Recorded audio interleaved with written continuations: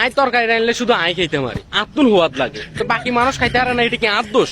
আয় কিচ্ছি হ্যাঁ, আয় তরকারি রানলে হয়তো একখানা অলিভ বেশি যাবো না একখানা মরিচের গুঁড়া দুগে বেশি যাবো, তো এটা কি আর দোষ? মরিচের গুঁড়া দুগে বেশি হলে একখানা হেড জ্বলে আর কি, তো এটা কি আর দোষ? আনের হেডে সহ্য হয় না, আর লবণ হয়তো একটু বেশি যাবে, এটা কি আর দোষ?